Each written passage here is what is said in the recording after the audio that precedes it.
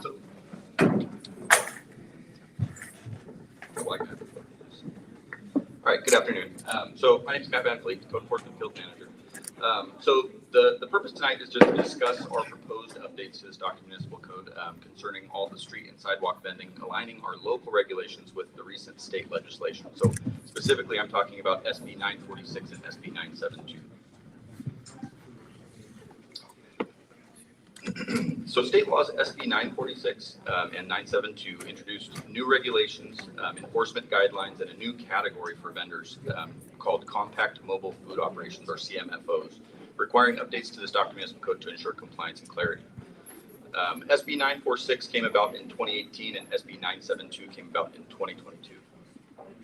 Oh, slow. I'm sorry. I struggle with that. I'll try to go slower. I talk really fast. I'm sorry.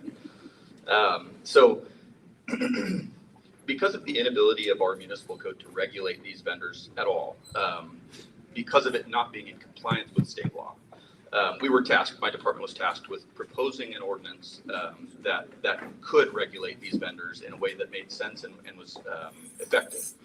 And so that's how we ended up coming about with this proposed new ordinance.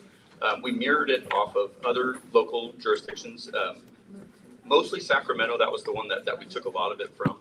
We didn't come up with any of this. It's all just mirrored off of proposed ordinances of other jurisdictions that we saw, where we heard that they were effective and found some success in the regulation of the vendors.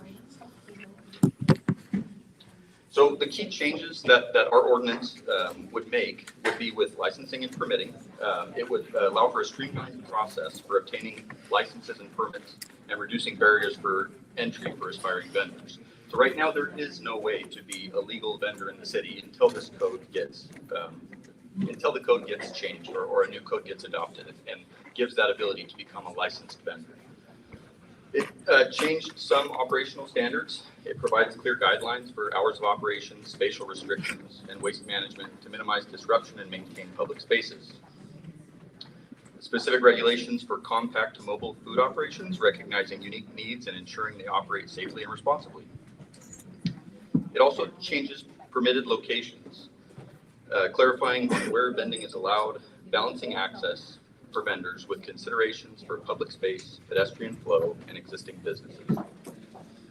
It also changes the penalties. It has alignment of our penalties for violations with state law, focusing on infractions rather than misdemeanors, and promoting fairness and avoid disproportionate impacts on vendors.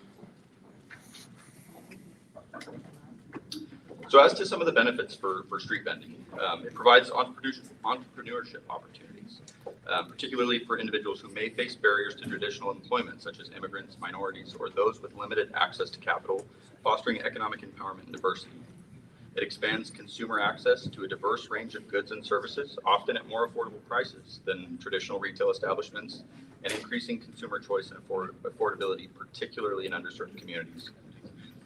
It also enhances the vibrancy and cultural richness of public spaces by bringing diverse cultures and culinary traditions to the streets, creating a more lively and engaging atmosphere.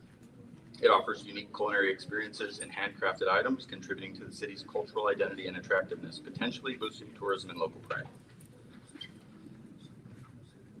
But some of the challenges that come along with that, with increased vending overall, it affects traffic and parking. Increased congestion and parking shortages around popular vending locations, impacting residents, businesses, and emergency vehicle access, potentially hindering traffic flow and accessibility. It has an environmental impact. There's an accumulation of trash and debris from vendors and customers, placing a greater burden on public services and raising environmental concerns, requiring additional resources for cleanup and waste management. Potential damage to landscape, irrigation systems, and other public infrastructure due to intensive use of public spaces, necessitating repairs and maintenance.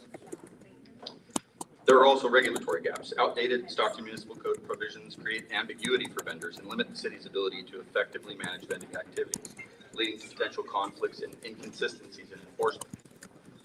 A lack of specific regulations for CMFOs leaves a regulatory gap that needs to be addressed to ensure their safe and responsible operation.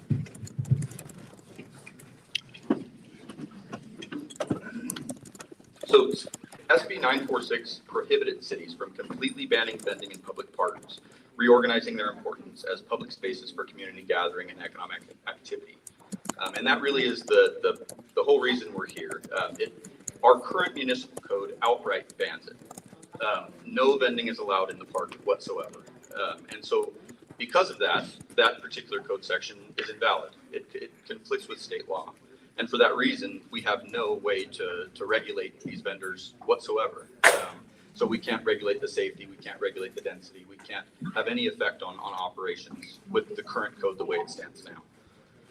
And that's the reason we come with a new updated state compliant version of a proposed ordinance. So for local considerations, protecting park resources and visitor experience, ensuring that vending activities do not negatively impact the natural environment or recreational opportunities, managing potential conflict with other park uses, such as picnics, sports events, and festivals, to maintain a harmonious environment for all users, ensuring accessibility for all park users, including those with disabilities, by considering pathways, designated areas, and potential obstructions. So for some potential solutions, we propose designated vending zones within parks, strategically located to minimize disruption and maximize access for vendors and customers. Time-based restrictions to minimize disruption during peak hours or special events, allowing for flexibility while maintaining order. Specific rules for waste disposal and sanitation to ensure that parks remain clean and inviting for all visitors.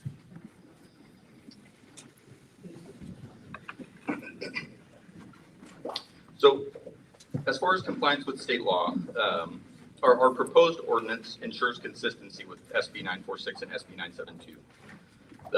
As I said, the proposed ordinance was modeled from other nearby jurisdictions, mostly Sacramento, but we did look at several others, Lodi and other cities across the state of California.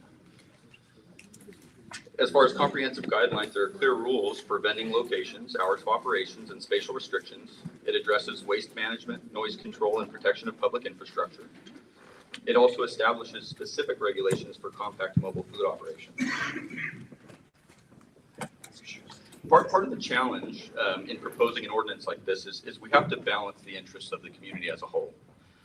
We have to not only account for the vendors that are there to do something good and provide for the community, but we also have to look at those that want to use the parks and want to have the open space. And it's a hard balancing act to balance the needs of the vendors with the preservation of public spaces, considering factors such as pedestrian flow, accessibility, aesthetic impact, and ensuring that vending activities enhance rather than detract from public spaces.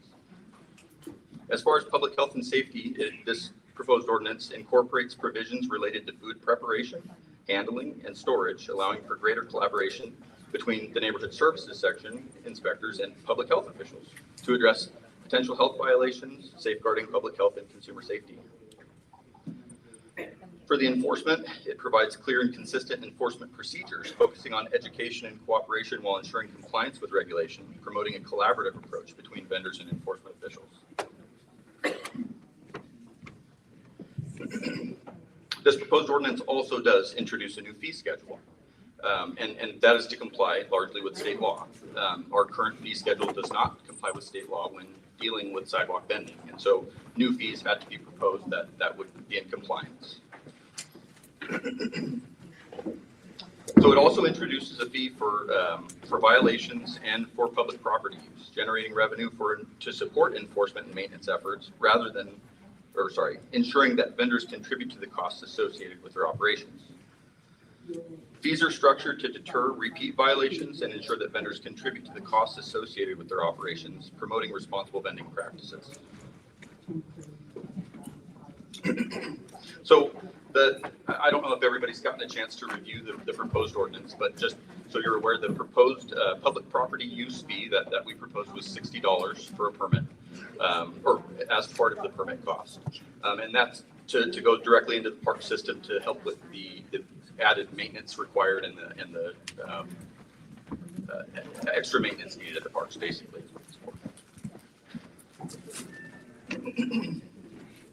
Other than that, like I said, we did introduce all new proposed fees for violation of the sections listed in this new proposed ordinance. So those are all listed in there as well.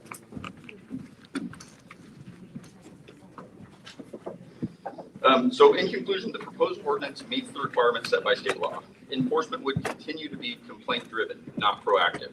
So this isn't something where we're trying to propose an ordinance so we can go out and remove all the vendors from the parks. That's not our intent. Our goal is just to be able to respond to the complaints that we receive and have an effective solution for dealing with these complaints. Because as it sits today, our response generally is, I'm sorry, but there's not much we can do to help. Vendors would be required to be licensed and to follow safe business practices.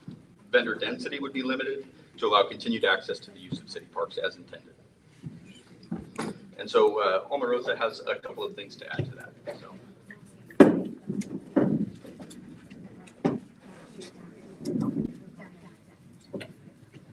Hello, Omarosa Vargas. So I know we're kind of wondering how we all got here, and Mario touched on it a little bit ago, but the last council, this was something that was tasked the Stockton Police Department / code enforcement to research and create. And in the last couple of years, the number of complaints that have been coming from citizens around the parks or the public use areas have been increasing. And as Matt mentioned, our enforcement efforts, we had, so not just citizens, but it was also coming from other departments, like he mentioned, our parks department, because they're the ones having to go out there and repair broken sprinklers or, you know, the grass, whatever else they may have. And that $60 fee, if you're not selling in a park, you don't have to pay it.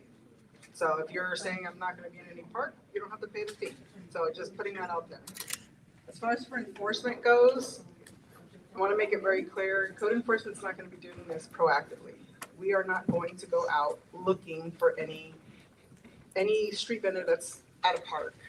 We are going to be complaint-based when it comes to this. And there will be a educational period, per se, when we're going out there and speaking to everybody and explaining the ordinance and requirements, whatever they may end up being, so that everybody's on the same page. And that is all I have. Mario?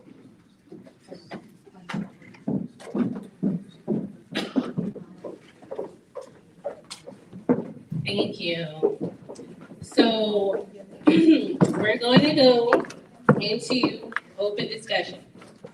So remember, we're going to remember our community agreements. If you have your phones, y'all go ahead and put it on silent.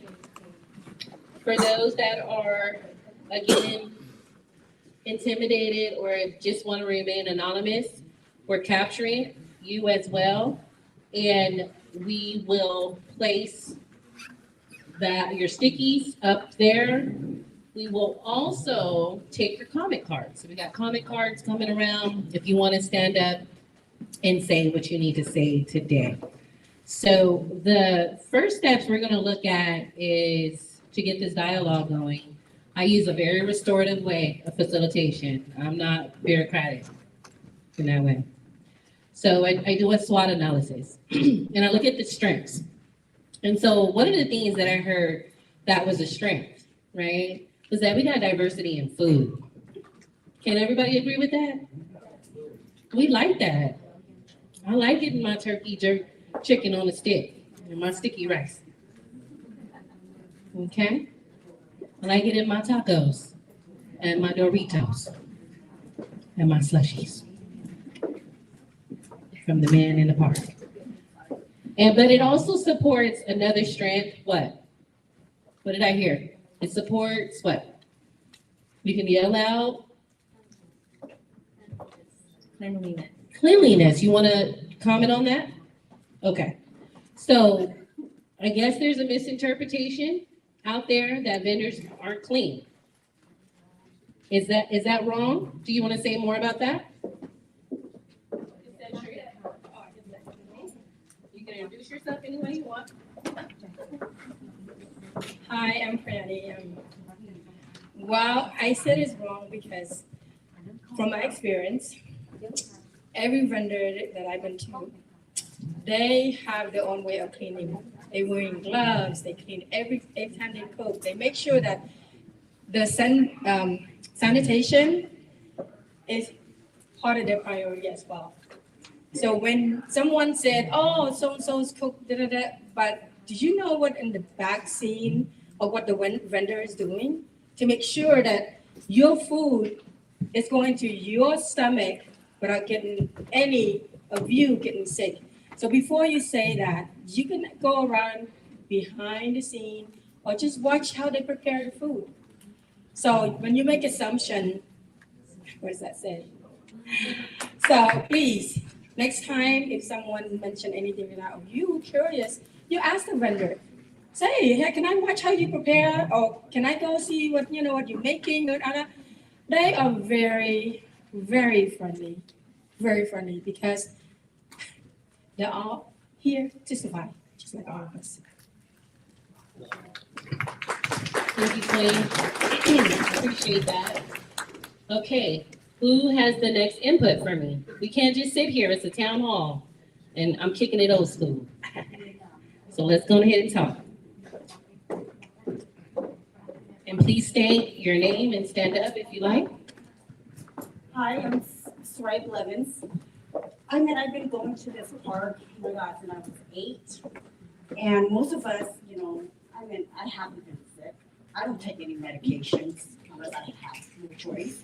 But they're pretty open. You ask them and they're very, very open. Growing up in a multi-community, is we are friendly, we're open to any type of, questions. And we'll be happy to show you. And this is Stockton, this is where I grew up in. And we all know each other, all the Cambodian people. But yes, we're open. And you guys feel free to ask. Our preparations are cooking because you don't know in the back, what if their house is dirty? I work in the medical field. So it doesn't matter. Once it touch heat, it's cooked. All the bacteria die. All right, so the addressing our sanitation. Yes, come on up. Thank you so much. I appreciate you. All right, thank you. Hello, everyone. My name is Saul Sanchez. I'm from the Stockton Community Kitchen. I'm gonna just, put some points on this. How many of you are a food vendor? Raise your hand. Only 1, 2, 3, 4, 5 food vendors. Food vendors. Who? Don't be afraid. Who has a food vendors? 3 food vendors. Yes. How many different language we are here? Cambodian. Who else? Laos. Do we have Spanish, English? Okay. Okay, so you're bringing up a valid point. Let's slow down because you got this. We got the scribes over here. I got to make sure they capture this. Okay, stop playing. All right. So what are you saying? You're saying that this ordinance, you're saying information, you're saying stuff coming from the city, it should be in what? It should be in different language. So we have a huge diversity, and I'm here just to offer you our support. We're a non-profit organization where we've been helping entrepreneurs like you to get every certification that they need to be officially sell food in the streets, in farmers markets, flea markets, and everything else. We help them get the food permit for the health environment, which this department is not here. It would be nice to hear from them. We help them to get the food management certifications. So you learn how to manipulate food, how to cook food, how to keep it in temperatures. All these aspects, we help them to get all those licenses. We help them to get the LLC. We help them to get the sales permit. We help them to get a business license. Everything that you're gonna need to successfully run your business. So that way you can collaborate with the health department, with force enforcement, police, and everything else. So we offer you our help, and it's completely free. We don't charge any penny for that. So all you have to pay is for the licenses that you're gonna pay for the city, Stockton, for the health department, your liability insurance, et cetera, et cetera, et cetera. But our service is completely free, and we offer it Right now, we offer in English, Spanish, but we also looking for Cambodian translators that can help us eventually in any of the other language. So that way we can help on the community. That's all I have to say. Thank you. Ooh, you had wonderful news to say. Thank you so much for that information. Listen, and that's why we come to Townhouse too, because I see your hand, because we share information. So please see that gentleman in the back, get his telephone number. You can just start writing out on these Post-its right now, just handing it out, right? Because we want to help the city also feel like we're in compliance as well, in a way where everyone understands. But we also want the city to know that for many, many times, what I've heard, for many, many years, we need various language translation in our forms. All right? Did I get that? Did I capture that? All right. See, I told you I was a May I master for add to listening. that? Yes, Hi. please. Where are you at? Oh, very good. So, hi everyone, I'm Sophie Reese, I'm with United Cambodian American Network. I wanted to go ahead and piggyback off of what you said. I really do truly feel it's quite disheartening to be in a room full of lots of Southeast Asians here, particularly Cambodians. How many of you can tell me how many Cambodians do we have here in Stockton? Can anyone tell me? មានខ្មែរប្រមាណអ្នកលោកអ៊ំលោកពូនៅក្នុង Stockton ណា 9,000 Cambodians living in Stockton who are residents in Stockton. It's very heartening to be here at a town hall meeting with not one single interpreter for Cambodian people.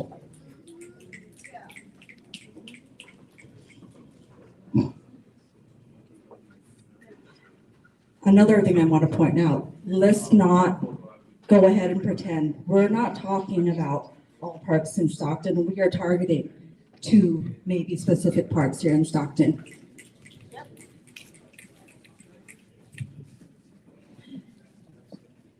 90% of the vendors at Angel Cruise Park are Cambodians. So my question to you, city council members, my first question is, how many vendors were consulted or invited to give input before drafting these ordinances?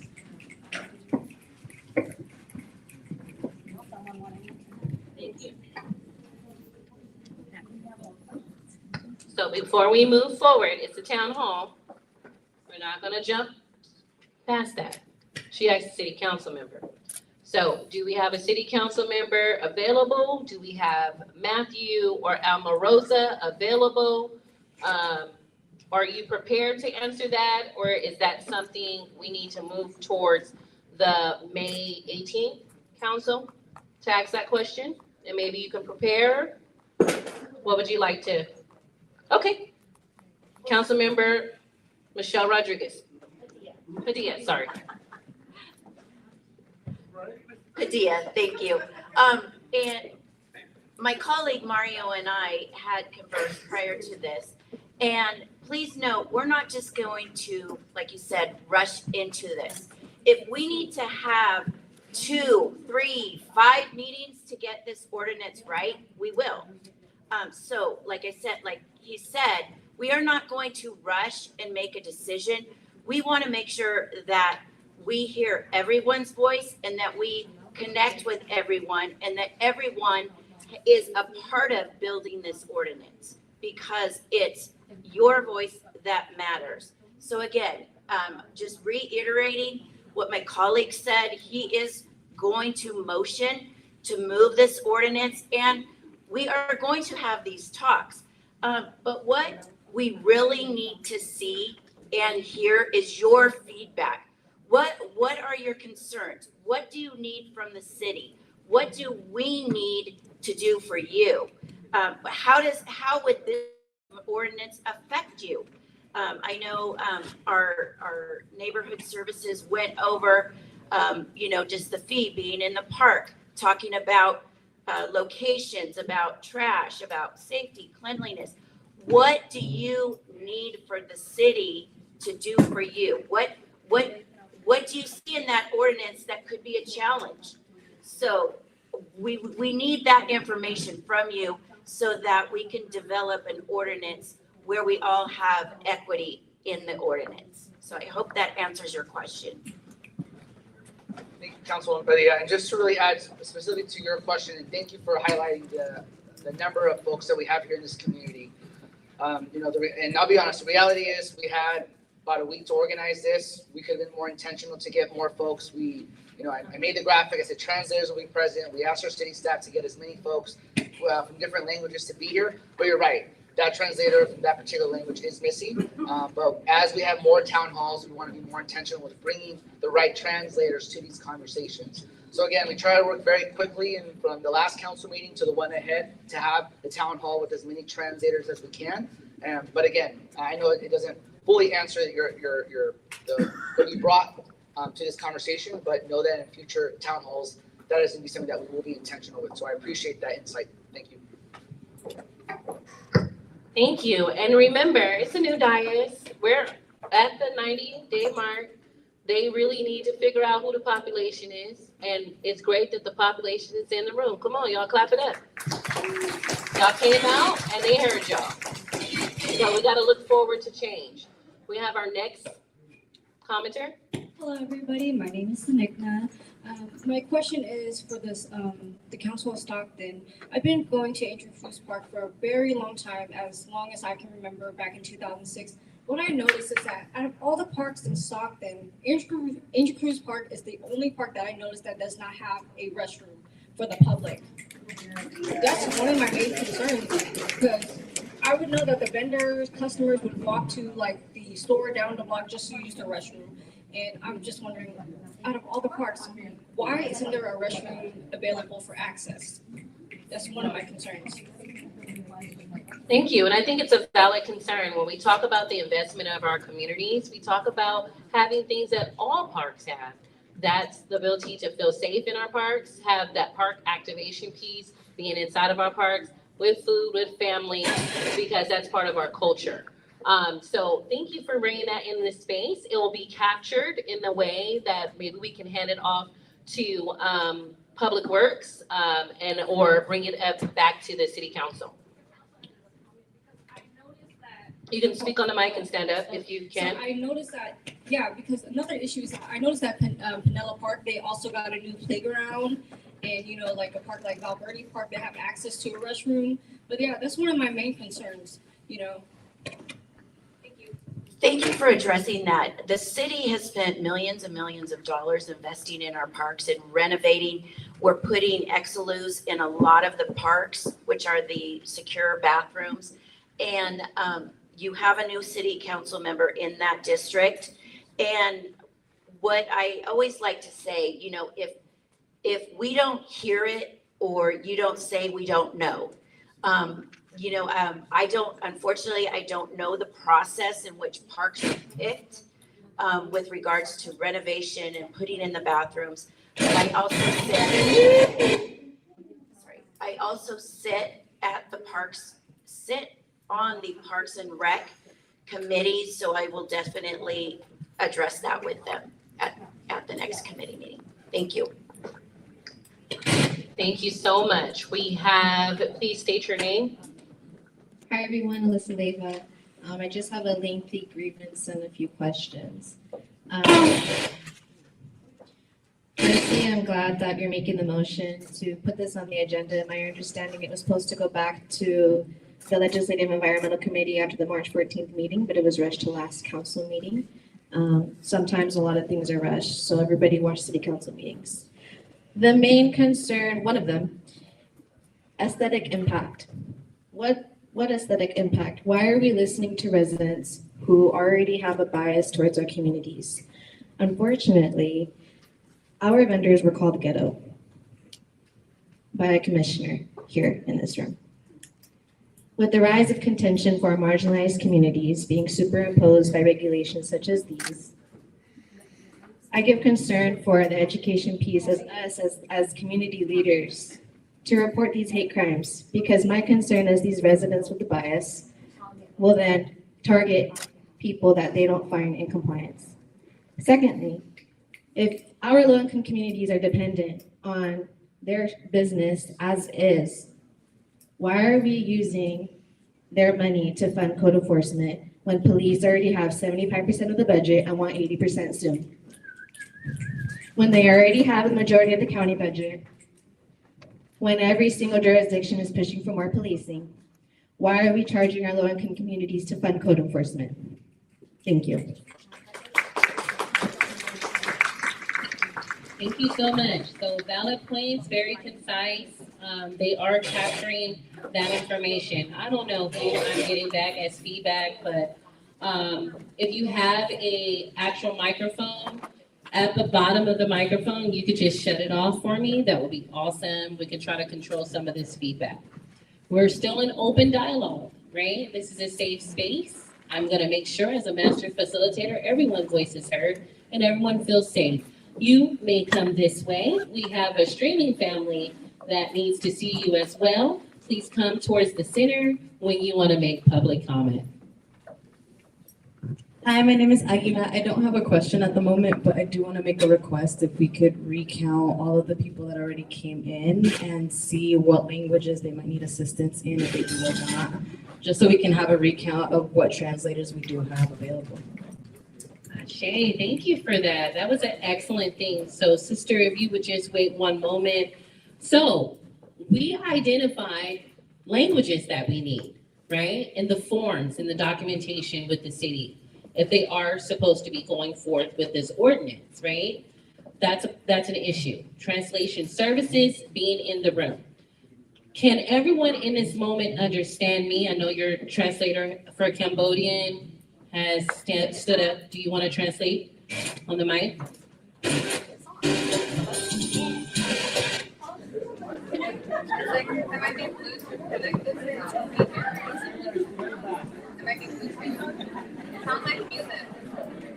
Who's Bluetooth connected to my speaker? That is so funny, and it sounds like Khmer music. Is it? That spirit is coming through. That Cambodian ancestors is coming through. Woo! You know y'all powerful. Okay. I love that we can laugh together. Okay, hold on. Somebody. Okay. គាត់សួរថាអ្នកណាស្ដាប់គាត់យល់ដែរไหมគាត់និយាយអង់គ្លេសស្ដាប់គាត់យល់គាត់បានទេ No, they don't understand you. You spoke in English, so you asked if anyone can understand you. They said no, they cannot understand you. I can't understand you either.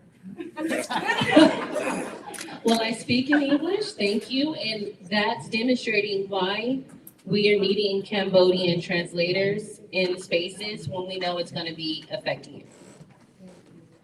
គាត់ថាគាត់និយាយតែអង់គ្លេសអញ្ចឹងថាគាត់ថាពេលយើងប្រជុំតទៅមុខទៀតខាងសិទ្ធិត្រូវការអ្នកបកប្រែឲ្យយើង Thank you so much. So I'm going to make sure that I go back and forth with the translator while she's standing up, translating and bringing in the issues that you want to have that the city capture, okay? គាត់ថាចាំគាត់និយាយអង់គ្លេសគាត់ទៅវិញទៅមកឲ្យខ្ញុំនិយាយខ្មែរមកប្រែខ្មែរបើខ្ញុំសូមអភ័យទោសបងប្អូនខ្ញុំសបងខ្ញុំនិយាយខ្មែរអត់សមល្អទេណាចាសូមអភ័យទោស So now I have a question. I heard earlier that the city looked at similar programs and, for example, Lodi.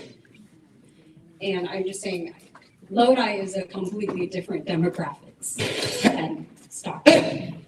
And what I want to recommend to the city I want the city to look at cultural preservation in public spaces. It's an initiative in Philadelphia where the city took an inclusive approach to support its vendors at the Franklin D. Roosevelt Park. They recognize that vendors are not just entrepreneurs, they are custodians of culture, providing space where traditions, stories, and flavors converge. This is not This not only fosters economic vitality,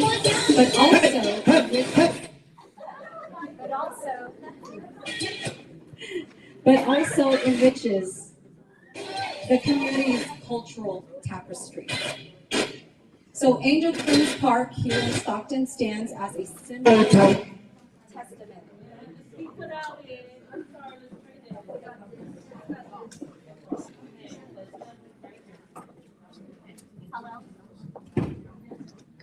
Okay, can you hear me? Okay. Angel Cruz Park here in Stockton stands as a similar testament to our identity, a cherished gathering place for our community, our Khmer community, that extends beyond commerce. It is a sanctuary for our traditions, a stage for cultural expression, and a home away from home for many refugees such as myself. I'm also a genocide survivor, and a lot of us are genocide survivors. We are here because America was there. There was 540,000 tons of bombs that was dropped on Cambodia, which then created the precipice for the Khmer Rouge to rise. And over 2 million of us, including my sister, were killed.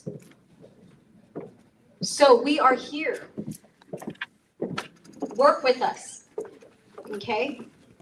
The heart of a city beats strongest when every voice is heard, when every individual feels valued, and when every culture is celebrated. We must demand that our city leaders engage with the vendors, listen to our needs, and recognize our contribution as essential to the fabric of Stockton. So there are programs around the United States that are working. I just gave you one. And what I ask of you today is, would the city be willing to form a working group or an advisory committee, including vendors, community leaders, city officials, to develop fair and sustainable solutions together and fund that process and include our county? So that's my question. Thank you.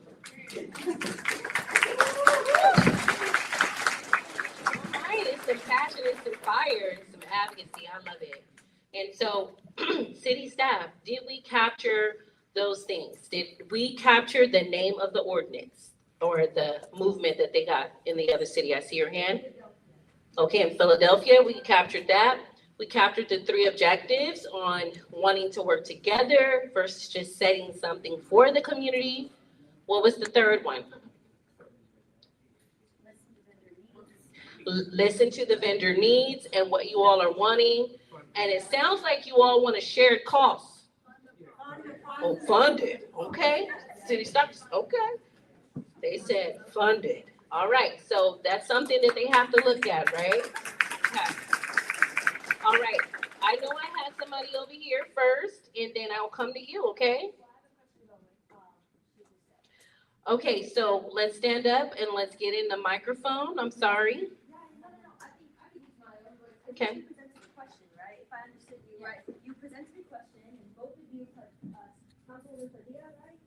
And Enriquez, you both sit on the legislative committee, right? Right. So are you willing to create an advisory board and shared governance process? Are you not something that you're willing to do?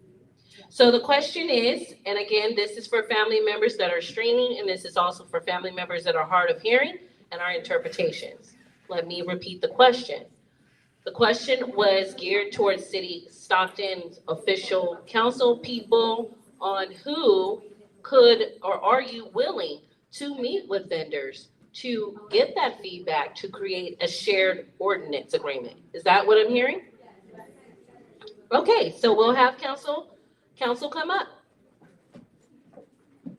Thank you for that. And I think why we're doing this right here is to hear these ideas, right? So as a single council member, I can't vote on it and pass it. We need 4 folks, but these ideas are helpful for us to understand. So that way, as we're taking notes, we can go back to our council colleagues as we're learning the process to say, you know, there's been former task forces, there's been working groups of all different types of themes and issue areas over the years. So that's something that we're always open to learning, which is why we're having this conversation. So I think that's helpful for us to hear, because then we can say, what is the history? What working groups can we create? What are the different task forces that we've had in XYZ issue? So again, while we can't say yes, because we can't speak for other council members in terms of for votes, but it's helpful to hear, and that's what we're here for. But I appreciate that, and we're capturing notes. I have my own notes. We're capturing notes here, but it's helpful for us to hear. That way we can come back to you with the next steps response.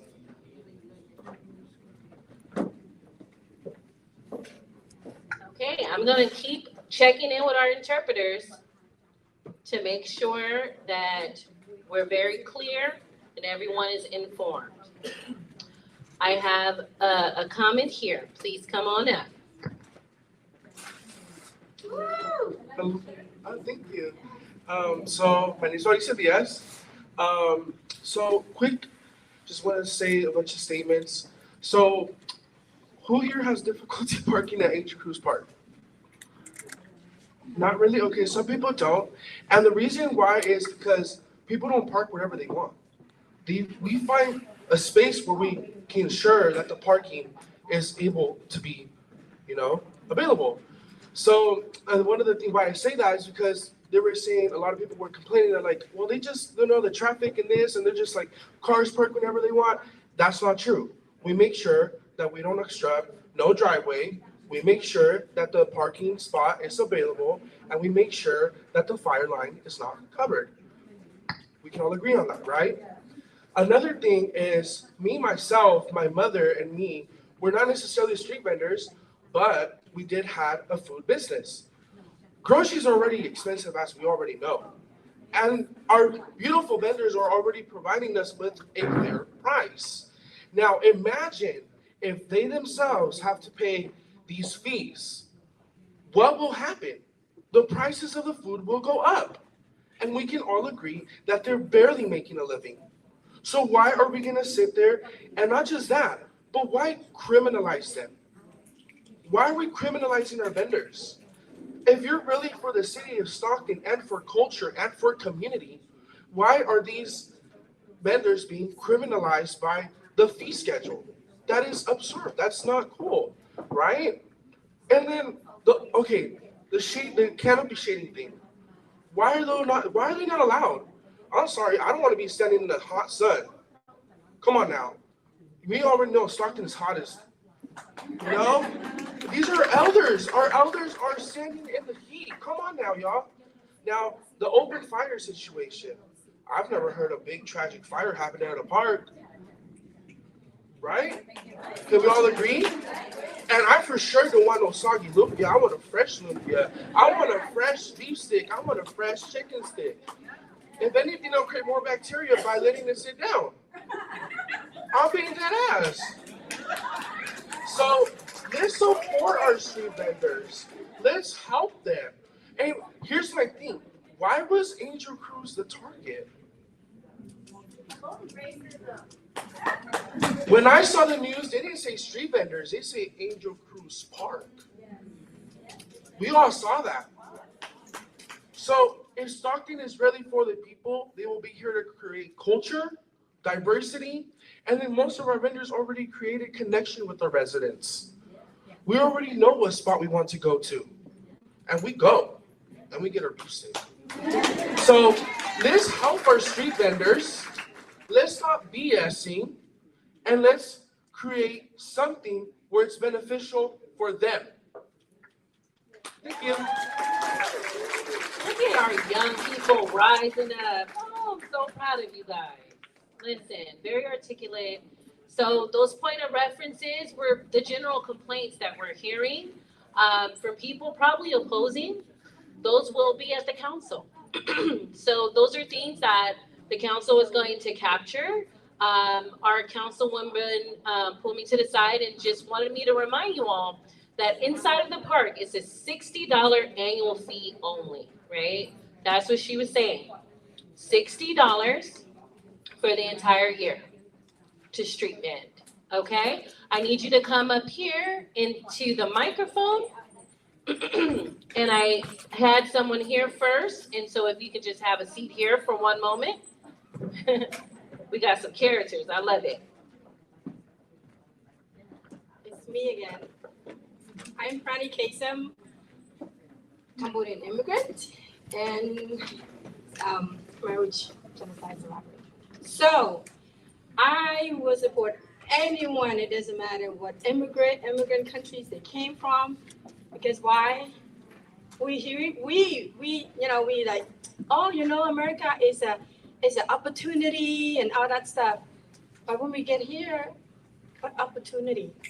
So we're here to look for the opportunity, create an opportunity. Did anyone ever ask those vendors why? The question, why? Why are you doing it? Trust me, most of those vendors cannot send their children to college. And I can't tell you I'm a student loan because my parents cannot send me there with anything because we immigrated poor. I have one concern, and I have suggestion. So I've written all this, out, and fast as I can, because I wanted to kind of go into the vendor and share what is this about today. When I go on the weekend, I was talk to them in Khmer, and most of all vendors are elderlies. You can say, oh, we can write in their language and they can read it. Did you know that they can still read it? So when you say SB, so and so, do they know what does that mean? These are all jargon to them, okay? So you will need someone go in there to say, you know what, I'm here and I want to support you in this ordinance because I want you to continue your providing the food, the delicious foods that you're providing. But since we don't have, some of the elderly people do not, able to have car, first of all, where to go, first of all, and who's going to take the translate, first of all. So you can't just tell the vendors, go to City Hall and apply for a permit. If you want things done, you go there by yourself. You can take your clipboard and the ordinance or the permit, whatever, say, excuse me, I'm from, I have this information, and for you to get a permit or for you whatever, I need you to complete this. That will be a more appropriate in supporting people who are not able to, first of all, to drive, translate, and all that. So my suggestion is go into to the vendors, provide the actual support that you're talking to, but not just a piece of paper, because they will not understand you. And believe me, Cambodians are not the only people there. There's so many cultures and rich cultures that you can never believe it. And I love cultures, especially mine, and embrace all cultures. So please support them in getting whatever you need to do. But you are, whoever is going to create this, go into the community, go on to Angel Crew Park, speak to the vendor, have them fill out, and say, okay, give me your $60, your form completed, I'm gonna send in whatever, and bring that back for them. Because that's not gonna happen if you don't do that for people. Some people will need that, okay? That show respect, show kindness. Thank you. Thank you. So there was a couple of things there. We heard that they're, again, translating services, accessibility, more pathways to getting that completed. So it might not just be come down to planning commission or the planning building if there's a problem.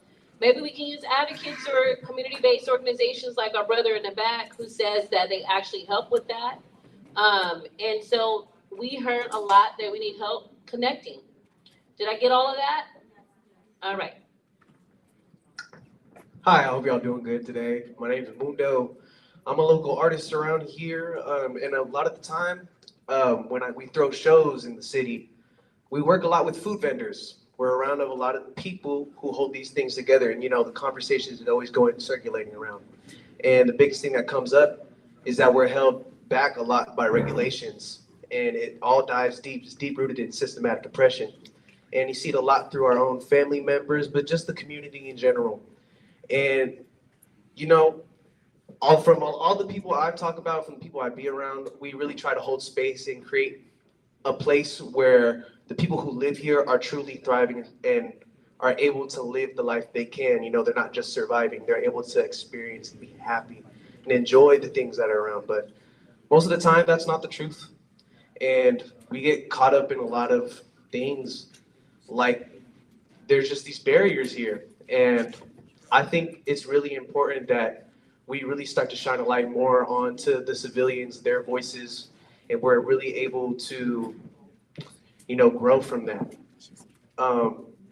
I think one of the hugest things is seeing that a lot of the people who are vending, they've been doing this for a long time, and that things like this doesn't necessarily stop them from achieving what they want, because that is their dream, that is their life. This is how they survive. This is how they provide for their family. So I think it's a very important conversation to have and have spaces like this. But yes, I appreciate everybody here for really taking the time to just share their voices and stuff. But yes, I think in order to have these conversations is what's really going to push the envelope for all of us to be able to thrive as a city and come together as a community, because we all live here. And I think the harder conversations we have, the more we are going to come together. But yes, that is my piece. Thank you. So I heard that creative economics also supports other creators. That's what I heard, right? So you got the art community who just spoke, a representative who said it supports that. So thank you for that. And you can go back to your seat. I appreciate you. Come right on. If you want to give public comment, we're going to just start a line. Y'all go ahead, come on up here. We gotta have a back and forth dialogue. One moment. I apologize. Again, just needing feedback from you. We've had complaints about hours of operation. I haven't heard anyone give us any recommendation on what type of operating hours that you would like to see this. And the reason why operating hours are important is because sometimes you guys use generators, correct? It's generators to operate things. And there are homes that are near parks and generators. And if those are, or several are running during the evening, it can be an inconvenience to our residents. And so just being fair, we need to hear from you what you feel are fair, normal operating hours for vending. So if somebody can just comment, or if I can get multiple comments with regards to that. Okay, so we're gonna have our young man answer this here, our community leader.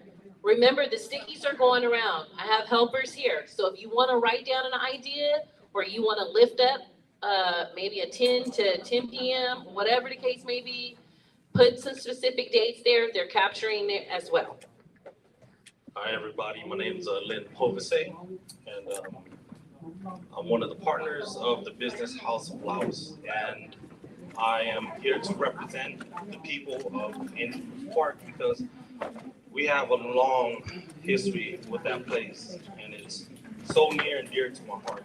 And first, I want to thank everybody here because you guys give me the courage and the strength to show up and even speak.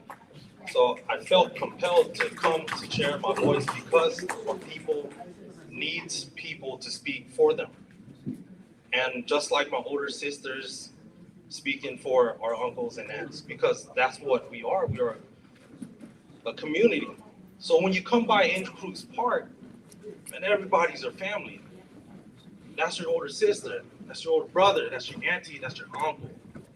Everybody is welcome there and accepted just as that. It's family. Now, that kind of paints a picture of how our community is there. To address the time issue, most of the time, people start operation around 10, but we stop around 6 p.m. And the reason why we stop is because this is for our police department, and I want to thank you guys personally for being here and lending in here. Same thing with our fire departments.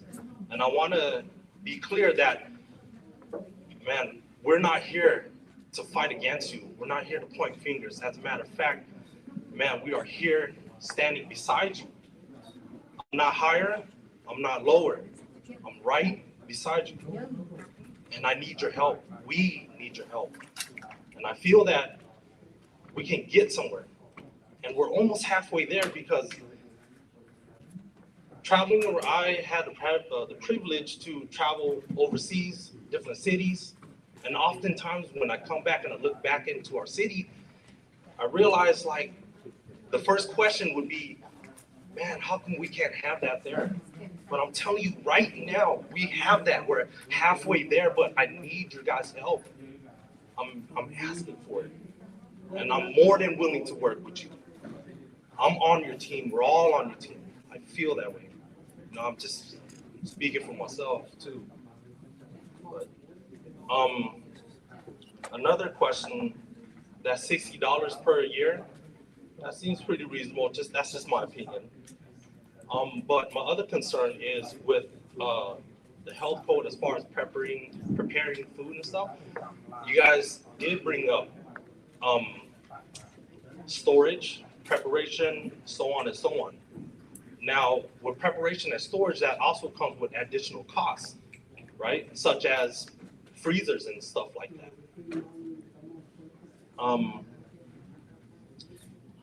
Again, following rules and guidelines. Let me see, checking my notes right here. Yeah, that's just more money. We hear $60, but I know in reality, man, this is gonna stack up. There might be other things that aren't even mentioned here. And the reason why I know this is because I started from the bottom. My family did, right? We started from humble beginnings, but I can actually say that with perseverance and the support of the community and our people just loving our food, they helped me push forward to become legit. Now we got a food truck, and that's all thanks to everybody in this room and those who visited us. So I'm standing here to tell you that I'm living proof that things get better. You know, things do get better.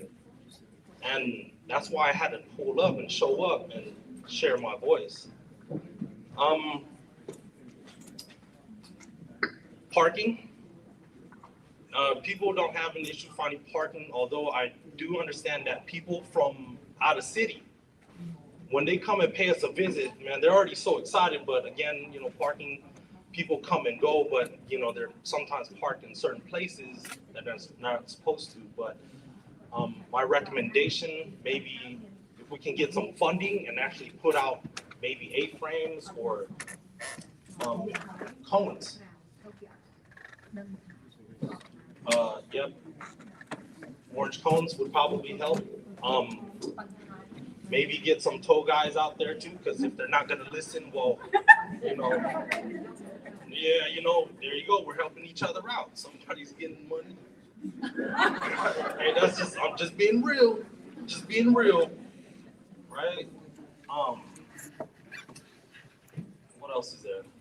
Thank you, sister, right there for the bathrooms. Like, if we can get one in, that would be so lovely. Yeah. What else is there?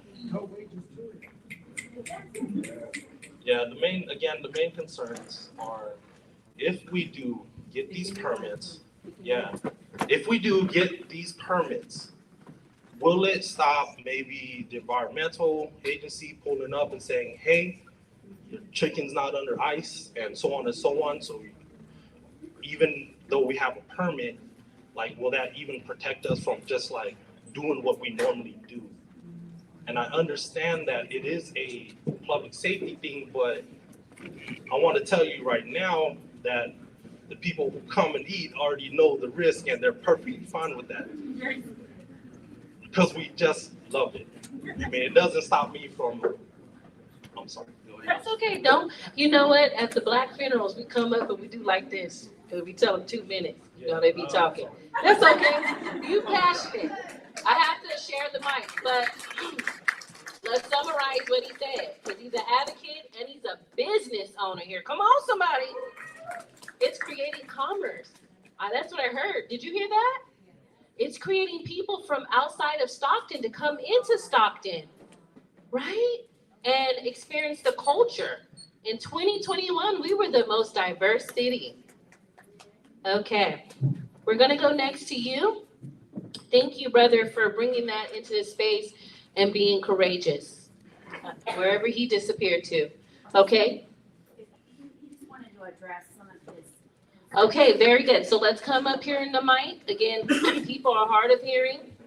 I'll be quick because I know we have several folks who want to give public comment. But to your point, which, again, going back to why we're having this, as code enforcement was working on this the last 2 years, they came to us with this text. This is the point where we want to be able to make those adjustments and those edits. So know that whatever you all have seen, the red line text is not set in stone, which is why we're pushing to move it on Tuesday. This feedback and continued town halls, we try to get our San Joaquin County Health Department to come, but they weren't able to, which is why you can see we have so many departments that we were able to get, kind of in a tight timeline. But that $60 of what they're proposed can be adjusted, right? It's not to say that's set in stone. Right now, the language that they use from other cities is to say this $60 will help with park maintenance fees. I'm not saying it's right. I'm not saying it's wrong. It's just what's been laid out from other cities. But this is a conversation where we can make those edits. $20, $30, $45, $50, if needed, if not needed. This is what's going to be helpful to have that. So I think, but I want to highlight, and then also the county side will then do the health inspection side.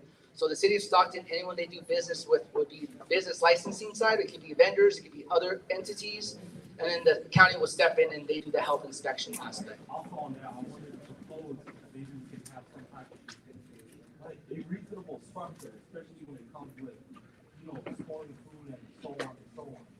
Because again, like we're out there barking and we got raw meat. So storage, right. So that goes back to the responsibility of the business owner most of the time, okay?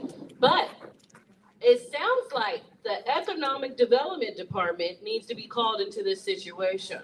Here's why. In major cities, they put around grant funding and supports to help the commerce in the city. That's what they do. And so we may have to call the Economic Development Department to support some type of RFP or grant, mini grant. I heard we had mini grants. So you can buy those things. And then those applications in the Economic Development Department, they should probably mirror in the same languages, what? The same forms from every other city form that regulates this, right? Am I hearing that?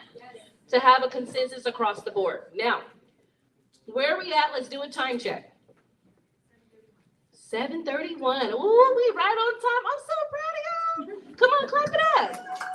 This is how you build community. This is how you facilitate. This is how you support courageous conversation, speaking from the heart, and being respectful. So we're going to continue that. I'm going to end the comments here because we have 30 minutes.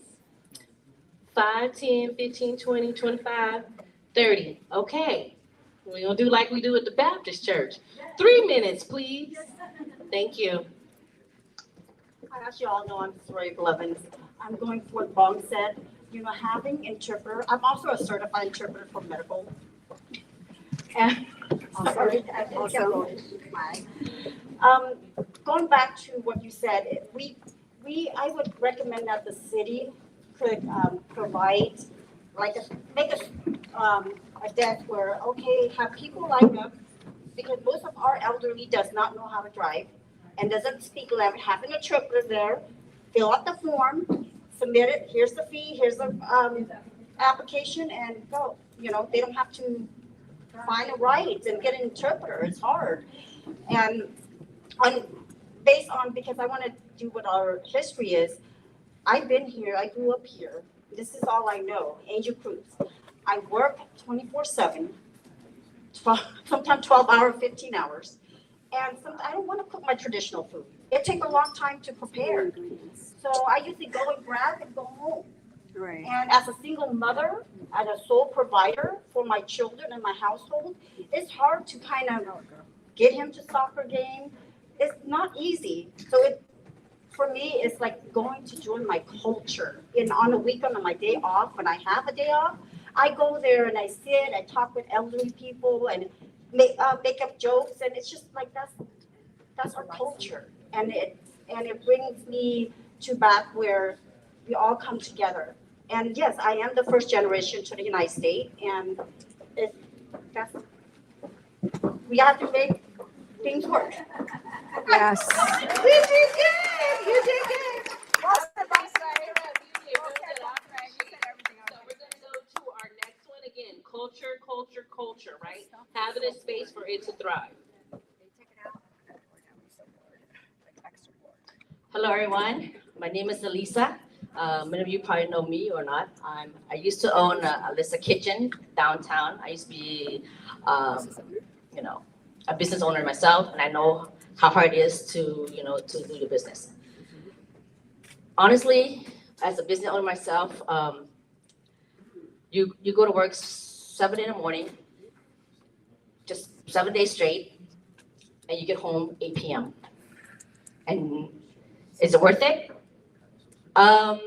Kind of. I do it not because of the money. I do it because of the love of my culture and the food. And I want to share it to Stockton, Cambodian food. And I was there for 1 year at downtown. And it's very hard, coming from a low-income family and a minority, trying to do business, trying to own your own business. It's very, very hard. And, I want to thank Boo, Ming, auntie, uncle, for being out there at Angel Crew to provide the food for everyone, not just for the city of Stockton.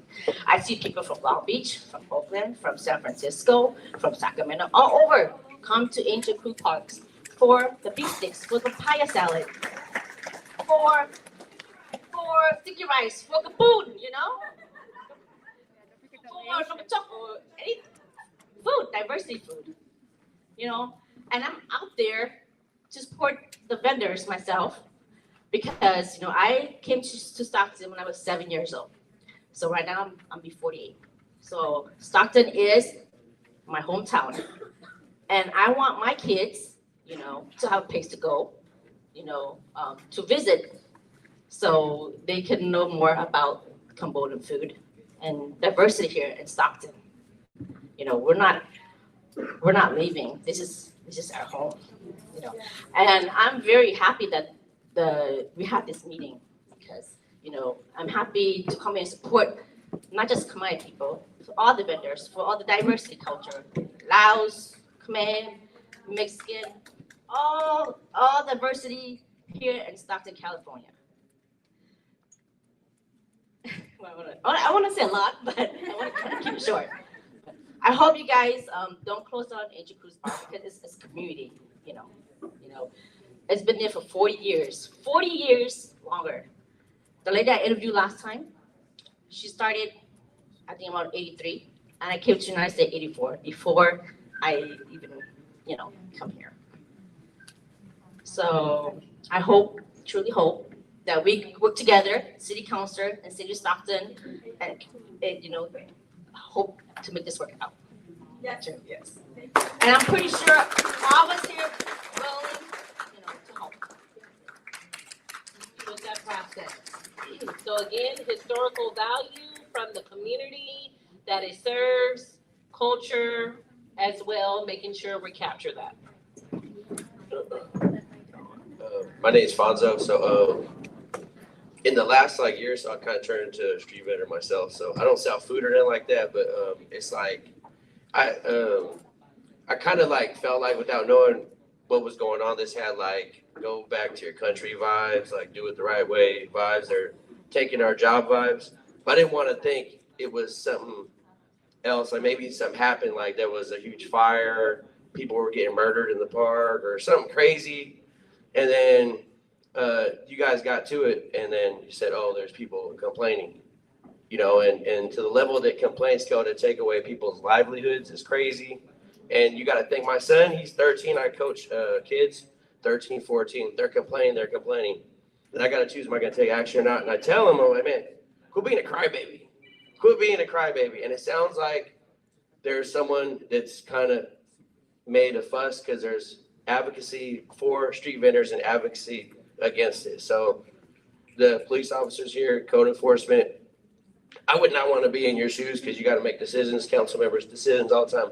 What are we going to do? We got these people that don't care for whatever reasons. We got these people like they're trying to make money. Because if it's not the street vendors, they're going to be homeless people, right? And what if street vendors become homeless? They're still going to complain about them. So those are just things like with leadership comes a lot of responsibility. Are y'all going to like go hard? Because I've traveled to SoCal to participate in street vendor rallies where code enforcement police officers are going crazy on the street vendors. They're smashing. I got to say, I have a friend sitting in prison right now or jail. He's been there a year, Eden. I've drove to participate with him. So if something's happening in Stockton, I tell them, oh man, they don't trip out in Stockton. It's all good. And now we're kind of, I don't know if I can say that anymore because y'all make these give lists and try to get cooperation. And you're like, cool, we got them. Then you turn on everybody. So it's like, are you going to turn on everybody? Are you going to negotiate? Are you going to try to get decent dialogue? Because y'all got to go to sleep at night. You know, if you're over there seriously harassing street vendors for no reason, or y'all doing your job or trying to find middle ground. I know y'all got a lot to deal with. I think street vendors is like way down here. I mean, you guys are kind of just get money. I don't know what you're trying to do. Kind of different, but the same. They're trying to make sure Stockton's safe. And I mean, you don't got to answer right now, but I mean, how dangerous are street vendors? And if you look up statistically, communities that have migrants or undocumented, they're traditionally safer. And that's statistics by the numbers. So that's it. Thank you for bringing that courageous point in this space. So what I heard was mistrust. Is there some mistrust? Okay. Is there some misinformation as well? No information, assumptions, and language barriers. Oh, someone said conscious bias. So how do we practice in policy? Okay. Next we have our sister here. Hello, my name is Lilia. I just wanted to touch on a couple of things. I am a food vendor myself, but to get to this, to where I am now, yeah, it's a $60 fee to vend at a park, but is that yearly on top of, like, to get up to code, I've easily paid $500, $600 to pass all of my inspections, all of my codes. On top of that, for cleanliness and food, it requires commissary, which if you call them, it's $880 a month. So it's not just a $60 payment, and a lot of people don't know that. Even to get my license and everything, I had no job, so I had all the time in the world, but it took me 4 months to just run around, and that's not just here in Stockton, going to Sacramento, trying to figure out where to go. So it's not just a straight forward, easy pass. Sorry, I'm nervous. But yeah, like those things need to be heard by people, and to have a service where it is like you want to be a food vendor. This is a specific spot here in Stockton where we could go and get all the help that we need, help us through the process. Like stuff like that needs to be brought to our community to see everybody shine. And I've seen so much support locals. Like these are the locals that are making the food, serving the food. And like you said, people know what they're getting into when they're going places and buying something. So that should all be embraced, and it's be something that Stockton is proud of and not trying to go down on. And then just suggestions for like the time and stuff. If you guys are going to take away generators and stuff, like at a certain time, or propane, like that is the main source that is cost efficient, I would say. To like solar, like what are the other options? Solar, like how are they going to do? We're going to do that at parks and like on food trucks. Like that's just so much more money, but just things to take into consideration. Thank you so much. Okay, we have these last 4 that I allocated for. Is there any way you can put that on? Okay, I'm so sorry. You know me, I want to give everybody a turn. But we want to be in compliance with what the city needs too. We're ending right at 8, okay? There's food over there. Please take it, because I don't want to take it home. Come on over here. Here you are.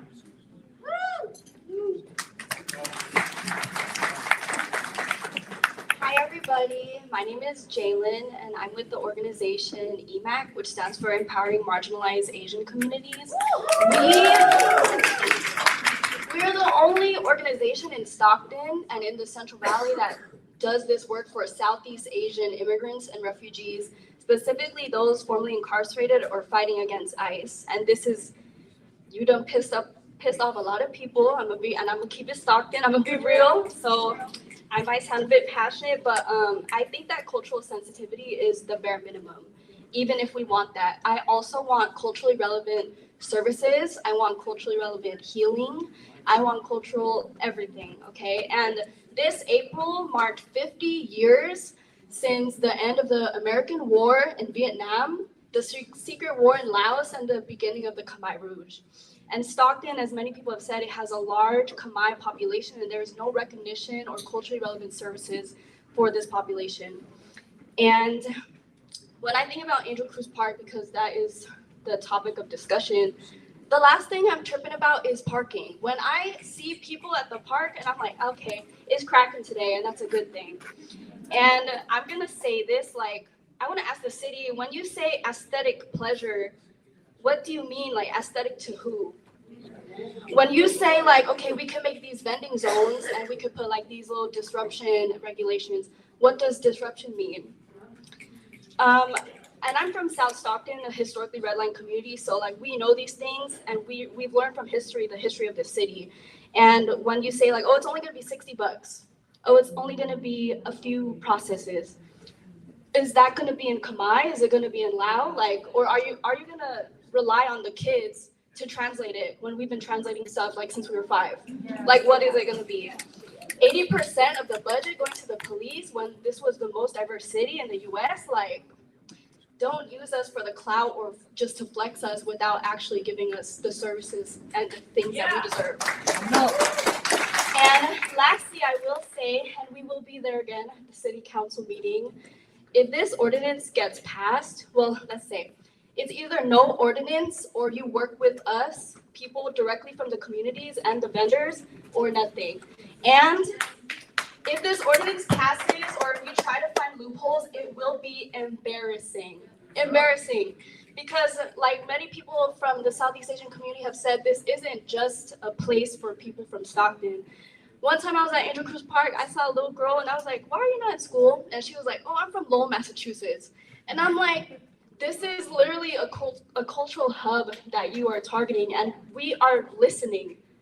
You're not gonna just go under the radar. And lastly, we demand a vendors committee, we demand a coalition, and we don't want our ideas just written down, and we don't want our ideas co-opted. I would like to hear from the council members, word for word, if they could stand with that. And if you can't do that now, then we'll be at the city council meeting.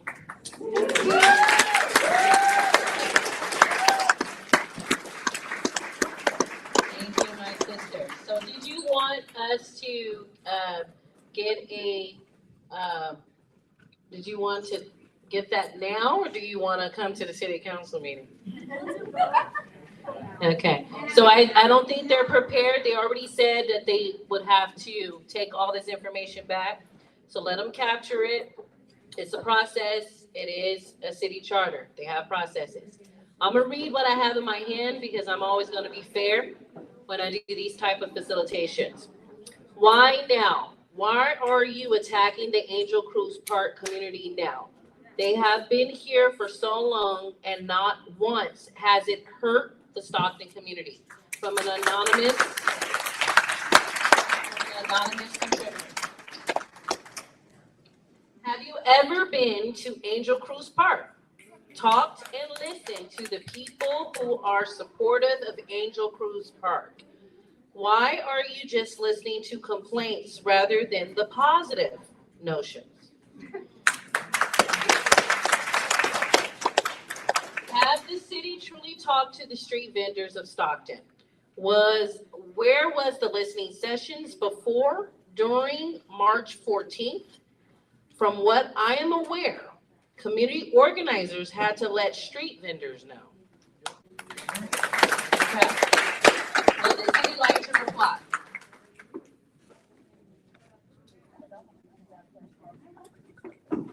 Yeah, no, thank you for those questions. So as I shared in the beginning, I know so we had some folks that came in halfway through or along the conversation, is that, as a new council member, I'm truly not trying to point fingers or anything or blame on anything. As I shared when I first came in, and also Councilmember Padilla, Vice Mayor Lee, and myself are new members to the Legislative Committee. This has been something that, to reiterate, code enforcement is not the one that came up with the idea. I am not the one that came up with the idea to bring this at all. This wasn't even in my radar, as I shared in the beginning. This was something from 2 years from past council that gave direction. The only department that took this on, or was kind of almost had to take it on because no one else took it on, was code enforcement. When this was presented, this was eventually be presented in the last 2 years to the city council, whether it was through a ledge committee meeting or the council meeting. It didn't for whatever reason. I can't speak on behalf of the previous leadership, but eventually, based on what was done 2 years ago, in the last 2 years, it had to come to a legislative committee meeting. It just happened to eventually have come onto a new ledge committee and with a majority of 4 new council members. So when we had our February meeting, this is when they first presented it. We listened, they gave the presentation on what they worked on. We asked questions, came back in March, which I know some of you were there. The recordings are all available on the city website. And then from there, we said, wait, hold on. Why is this already going to a city council meeting to vote? And that's where we put the brakes. And we said, we're still in the process of listening. Could we have had a town hall early February? Absolutely. Could we have had 3 by now? Absolutely. But I knew once we found out that this was already being put to vote, we said, wait, hold on. We need to pause. Let's have a town hall. Let's bring our partners in. You've already heard my commitment for those that came in that I'm going to make a motion to pause it and push it down back into ledge committee meeting with this feedback, and knowing that it's not just the only town hall we're going to do. We're going to have numerous, not just in this district, because it's not just a District 4 problem, an issue. It's a citywide thing that we need to bring everybody in. So we want to go to all the different districts. This is going to be a continued conversation. When we talk about the committees and task force, there's a certain process that the mayor also has to initiate in terms of a mayor's task force. You may have seen that in the past in previous administrations. There's a process, but we have to coordinate what that is, vote it on, 4 votes, etc. But moving forward, in my lessons learned in my 4 months in office, is that yes, I want to be able to do more. So could I have done more? Yes. But in the last 4 months, there's a lot of moving parts, but we want to be able to have round tables where there are specific languages to go to the different parks. We have council members that represent Angel Cruz Park that isn't here, but again, we want it to be intentional with not violating the Brown Act. So we can't invite more than X amount of numbers of council members. So we had the 2 of us here because we're on the ledge committee meeting.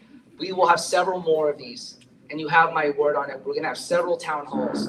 I was there whipping on Canva, whipping up the graphic, emailing people, trying to get as many translators as I could to make it happen before the meeting. I tried my best to do as quickly as I could, and I did. Is it 100% perfect? No, it's not. But we came here together. We had great conversations. We want to be intentional. We're in the editing process. I don't want to say I inherited, but I kind of did. And it's kind of presented to us, and we want to be able to do it in the best way we can for all of us here in this room and for all those that couldn't be here. We're intentional with getting it recorded, which I want to thank RC. We want to share this video out, and moving forward, you will see us at the parks having those conversations. While we were all giving feedback, I already asked our staff departments to say, let's get what we can translated into different languages. If we have to go out there, if you want me with my clipboard and get out there, I will be there with my orange shoes, and I will be talking to vendors. I'll be letting them know, hey, this is the next town hall. Put me to work. That's what you all voted me to do. All of us on council. So again, please know that I sincerely want to do my best. I know Councilwoman Padilla wants to do her best, or interim city manager and the council, to have more of these. So you will see a timeline and outline, and I will get as many languages as I can on Canva, put it out there as best I can. But I'll also put out my email and my cell phone as well. So thank you. Thank you, City Council. Member Enriquez, you had a question for City Council? City Council Enriquez, there's a question for you. Hi, I just wanted to reiterate, I know you said that you want to put on more meetings and we are going to appreciate that.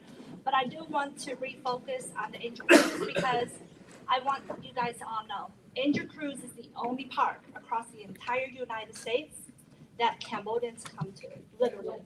Everybody across the nation, there is not a single person in the United States that does not know about Angel Cruise Park. I lived in Chicago, I heard about Angel Cruise Park. I live in Massachusetts. Everyone is literally traveling. You have tourists coming from across the nation, outside of our country, in Cambodia. People talk about Angel Cruise Park. So if you're spending time on, I'm not saying that vendors in other cities aren't important. I lived in Oakland, San Francisco. They're making hot dogs. I'm not going against anyone there. But they're not bringing people from across the United States. They're not bringing people from out of the country to come to people are coming from across the world to Angel Cruise Park. So these people here that are selling, and they're not bringing just Stockton community, they're bringing the entire Cambodian, across the world here. Like, I don't even know how to put it in words. And it brings tourism. Right? Bring them to the state, to the city. So I want them to kind of see that the people that's coming here is bringing tourism and maybe, figure out whatever balance, right? But that's the politics of it too, So I didn't want to just kind of speak up for the vendors and for whatever, but I want you to know how big of a deal Angel Cruise Park is. And I'm so proud to be Cambodian and part of this city now. I came to the States in 81 out of Chicago, but man, now I'm part of Stockton. I'm like, I'm a Cambodian now. So it's official. So thank you.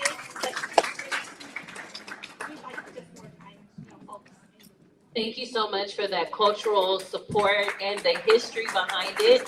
I'm gonna have my brother come up here and give his piece.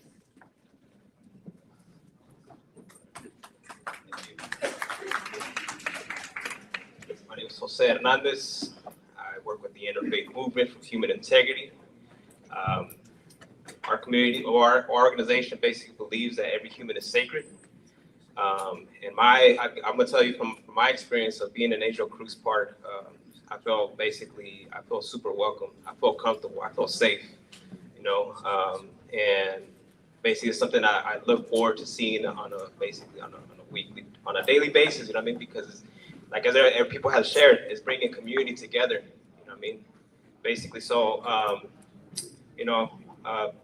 I would say that this is a way for people to make a living, where basically people can pay for their housing, where people can pay for their necessities.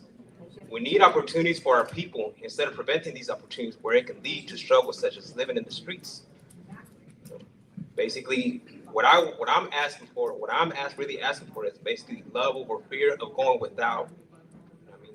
Is what I'm asking.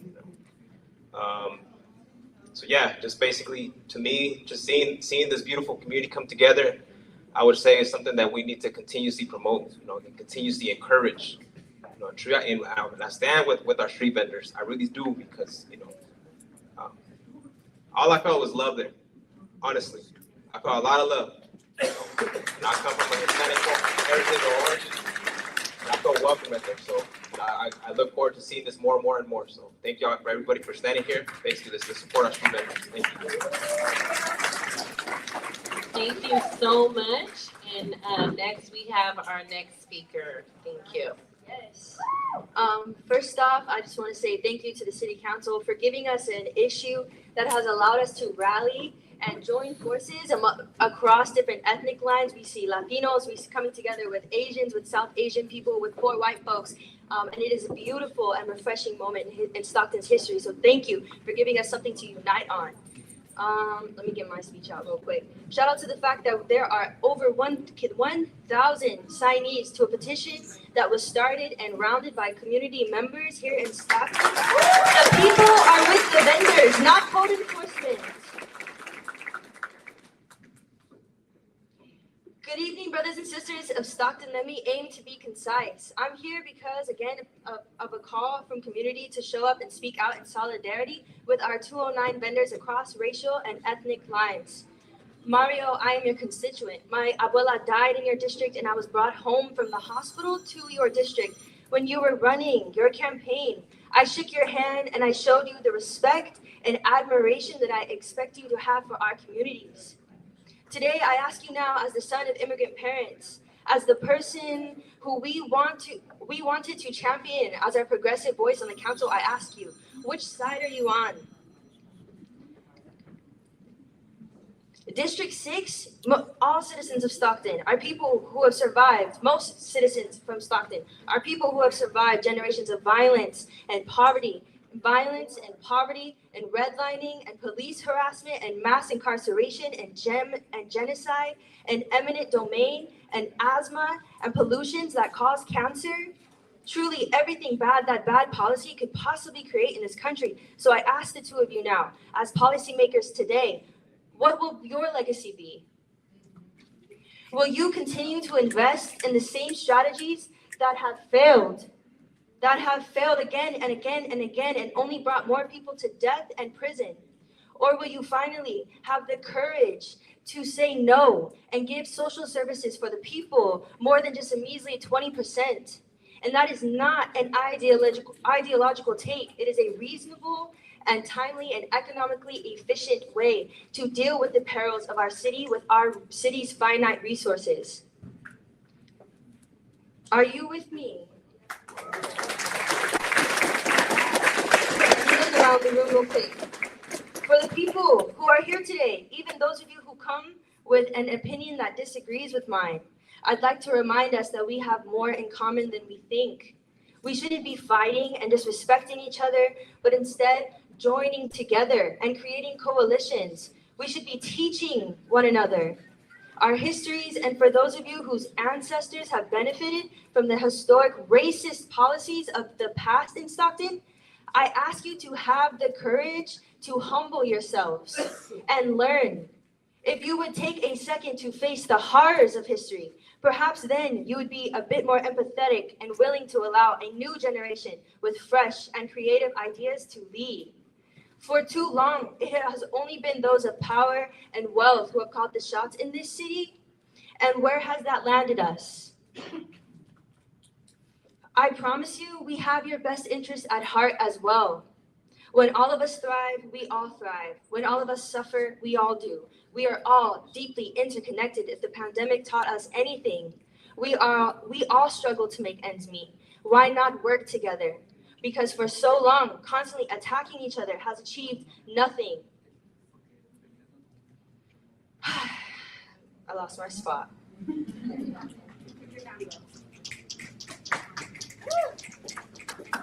City Council, as an apology for even threatening our nervous systems with such an arbitrary, useless, and violent ordinance, you should apologize, not just through words, but by finding ways to commemorate our people with beautiful murals and statues all over Stockton that paint a picture of resilience and culture and love that is embodied by our vendors. And if you don't know, hold on, I'm gonna wait for you guys to stop whispering because this is for you.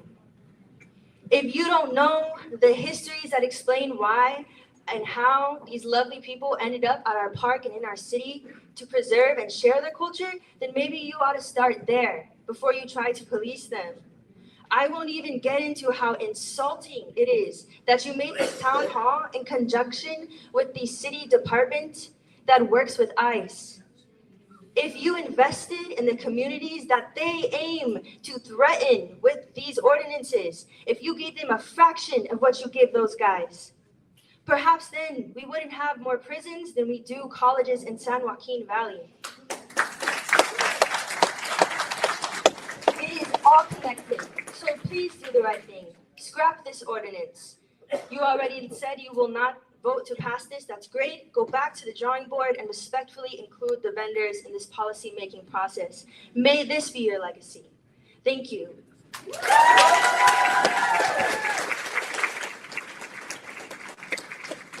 right, so we have some truth-telling, we have some historical background. We know that a lot of our family members came here that were victims of war. and they came here to contribute to American society. We learned that in the 70s and the 80s. We did. We have our last speaker, last but not least. Thank you for waiting. I don't want to go after that, but I want to echo what things I've heard tonight because I don't want us to forget all the amazing things we've heard. For one, if you're going to look at ordinances that other cities have done, look at cities with similar demographics and look at cities that listen to their communities like Philadelphia. You already heard from her. So don't just write it down, read it, go visit it, do your research. Two, where's the data? Because it sounds like everyone's really confused where the fire's at. If the folks that are sanitation, city sanitation, where are they at? Where's their representative? If they're tired of taking out trash, I don't know, do you vendors? Do you clean up after yourselves? Yeah, right? Okay, so I need data, and I think everyone deserves data. So if you're gonna go put in the energy to write this ordinance, put in the energy to release some data and make sure it's translated in every language that's reported here. Okay, that's the bare minimum. I also would like to say, I think we should have a coalition, we should have a council that community members and residents can join and speak their piece with translators. That's equity. I don't care what the administration is saying. That's not us. That's not our community.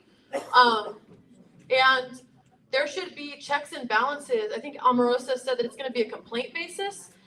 I'm sorry, if you don't live in that community, I don't think you have a leg to stand on when it comes to complaints. If you don't live around Angel Cruz Park, why are you complaining about parking? You're lucky to be there. Why are you complaining about trash? You don't live there. Also, City Council, mad love for the things that you have done that have been progressive. And I did vote for you too, Mario. And I love that you helped get the CIP, Department of UOP up and running. And I think that's so awesome.